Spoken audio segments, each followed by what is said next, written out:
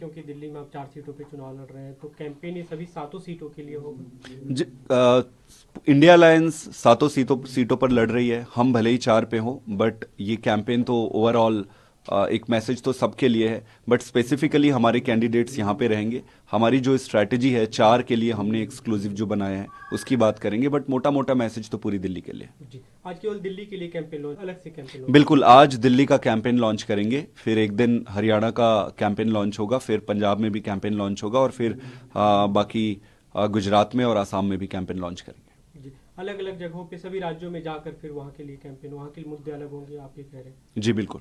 जी, एक दूसरा मुद्दा है, आज महिला दिवस है, क्योंकि आपने इस पे बधाई भी दी थी देश की महिलाओं को। ट्वीट किया उन्होंने, कहा कि सरकार ने फैसला किया है कि जो घरेलू गैस सिलेंडर पे सब्सिडी दी जाती है उसको 100 रुपये की और कमी की जा रही है गैस सिलेंडर की कीमतों में। उससे पहले कल कैबिनेट ने भी दिया हाइक दिया था 50%, उज्ज्वला सब्सिडी को मार्च 2025 तक बढ़ाया था। कैसे देखते हैं? देखिए, मुझे लगता है ये बड़ा कॉस्मेटिक, 4 पैसे इधर, 2 पैसे इधर, 3 पैसे इधर, और छोटी छोटी छोटी बड़ी टोकनिज्म वाली बात है। अगर प्रधानमंत्री जी को महिलाओं का सम्मान करना है तो जितनी हमारी खिलाड़ी बहनें हरियाणा से आकर यहाँ प्रोटेस्ट कर रही थी, जिस दुराचारी एक व्यक्ति के खिलाफ, उस पर क्या किया प्रधानमंत्री जी ने? प्रधानमंत्री जी बयान तक नहीं दिए उस पर। इस देश में आप कई सारे ऐसे इंसिडेंट्स आ गए हैं जहां पर आप देखेंगे कि जो ऐसा व्यक्ति जो महिलाओं के सम्मान से खिलवाड़ करता है, उसको मोदी जी और भारतीय जनता पार्टी हाथों में, कंधे पे, सिर पे उठाकर रखते हैं। अगर तो महिलाओं को सच में सम्मान देना है, उनके प्रति आपको सम्मान दिखानी है, तो ऐसे किसी भी व्यक्ति को जो इस तरीके की चीज़ों में लिप्त है, प्रत्यक्ष या अप्रत्यक्ष रूप से, या तब तक जब तक कानून से वो बरी नहीं हो जाता है तब तक अपने से दूर रखे। उनको क्यों आप सर आंखों बैठा कर रखे? और दूसरी तरफ ये उज्ज्वला योजना बहुत पहले से चल रही थी। मैं गांव से आता हूँ, मेरे गांव में जब आप जाकर देखेंगे तो जो गैस सिलेंडर है वो किनारे में, जहाँ पे लकड़ी और छेना और मवेशी रखते हैं, वहाँ पे पड़ा रहता है। कोई उसको यूज़ नहीं कर रहा है। फिर वापस जनता धीरे धीरे धीरे धीरे शिफ्ट अपने लकड़ी पे।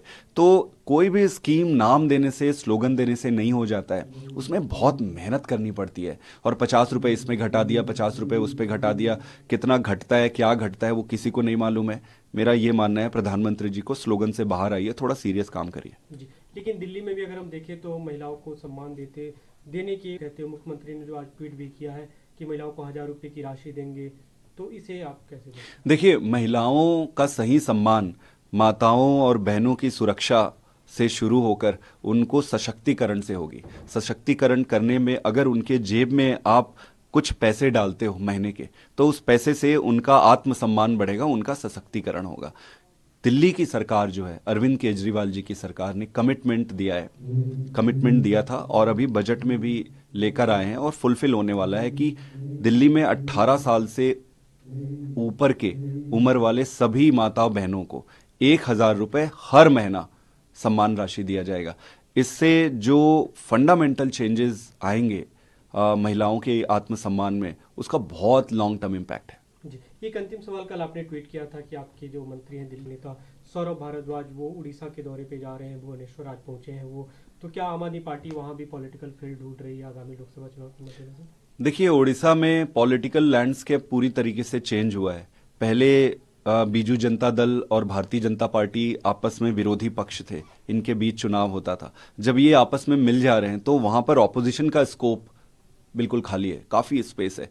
इस परिस्थिति में हमारे लीडर्स और वॉलंटियर्स वहां से काफी रिक्वेस्ट कर रहे थे कि आके एसेस करो, एनालाइज करो, तो उसी को करने जा रहे हैं। देखते हैं आगे क्या होता है। पहले तो अभी सभी लीडर से, सभी वॉलंटियर से मिलेंगे, समझेंगे कि क्या परिस्थिति है। अगर वे लोग चाहते हैं कि आम आदमी पार्टी चुनाव में उतरे, तो क्या आम आदमी पार्टी अकेले अपने दम पे उतरेगी, या आप इंडिया गठबंधन में इस बात को रखेंगे कि साथ में चुनाव लड़े? वो तो देखो, इवेलुएट करने के बाद, परिस्थितियों को समझने के बाद ही निर्णय लेंगे।